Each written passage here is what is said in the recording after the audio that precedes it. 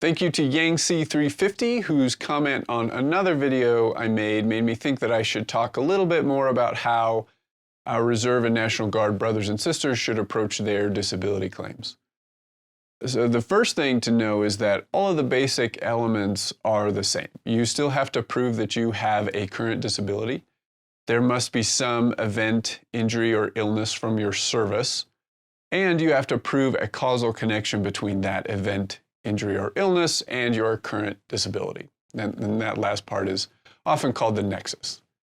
So for Guard and Reserve members, things will get difficult for you because unlike active duty veterans or even active Guard and Reserve veterans, you have to prove that your injury was caused in the line of duty.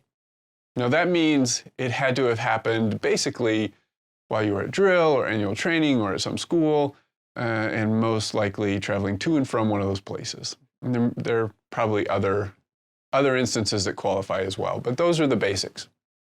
Or I should say those are the most common ones. Now, make no mistake, the VA is going to toss your claim in half a heartbeat if they think your injury was caused outside the line of duty. So this is very important. Now, how do you overcome that obstacle? First of all, keep every piece of paper that has anything to do with your service. You should be doing that anyway, but it applies extra here. And second, when it comes to proving your injury occurred in the line of duty, it's hard to beat an actual line of duty investigation. So I hope your unit does those.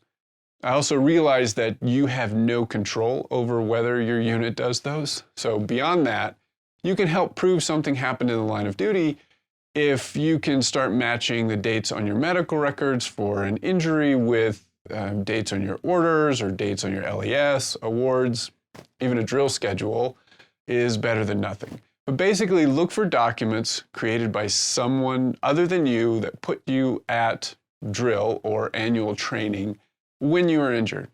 A note on the illness thing.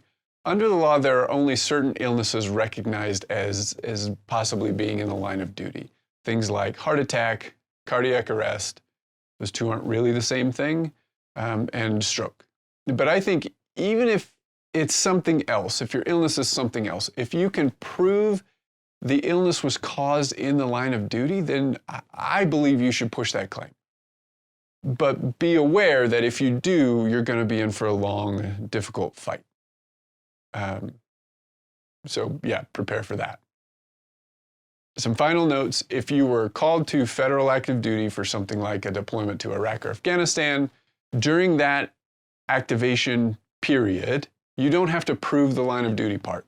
The normal active duty rules apply just like they do for active duty soldiers. But if your state activates you for a state thing, like helping out with floods or fighting fires, nothing that happens during that state activation under state orders, and only state orders, is going to count for VA disability purposes. So, be aware of that. Now, if you are in the Guard or Reserves, I hope that video helped. I'm happy to make more videos answering general questions that people have, so let me hear it in the comments if you've got something you want me to talk about. Thanks again for Yang-C350. Hope I didn't butcher that too much, for giving me the idea for this video. As always, if you want me to help you with your claim, you can set up a call with me or email me through my website, walshvetlaw.com. I'm Al Walsh, a veteran who likes to help other veterans. Thanks for watching.